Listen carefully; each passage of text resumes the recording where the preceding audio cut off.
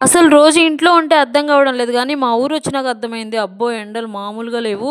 అయినా నా భయం నా గురించి కాదు, మా పిల్లల గురించి. వచ్చిన కాడ నుంచి రోడ్ల మీద ఒకటే తిరుగుతా ఉండు. ఇంక సరేలే నేను గూడా ఉండేది 2 రోజులే కదా అని చెప్పేసి కామ్‌గా ఉన్నా.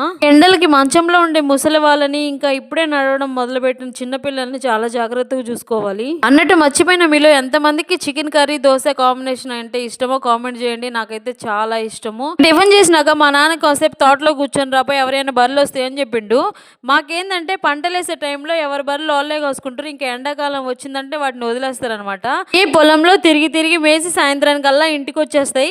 ఈలోగా ఎక్కడన్నా పచ్చగా పొలాలు కనిపించినాయి అంటే వాటి తడాకా చూపిస్తాయి. అదనమాట సంగతి. ఇంకా ఎండాకాలం పైరు పెట్టుకున్నోళ్ళు పచ్చగడ్డి అలా ఉన్నోళ్ళు ఒళ్ళు దగ్గర పెట్టుకుని కాపలా ఉంటారు. ఏదైనా మన పొలేరం తిన్నాలో పోయినప్పుడు ఈ పాలబెండ్లు చెరుగడ్డలు తెచ్చిందంట. ఇంకా అక్కడ ఉంటే తీసుకొని తింటా ఉన్నా. ఇప్పుడైతే ఈ పాలబెండ్లు తెగ తినే వాళ్ళని ఇప్పుడు అంత టేస్ట్ అనిపించడం లేదు. అన్నట్టు ఈ పాలబెండ్లు అంటే ఏంటి తెలుసా? మీకు తెలిస్తే కామెంట్ చేయండి. వీడియో నచ్చితే సబ్స్క్రైబ్ చేసుకోండి.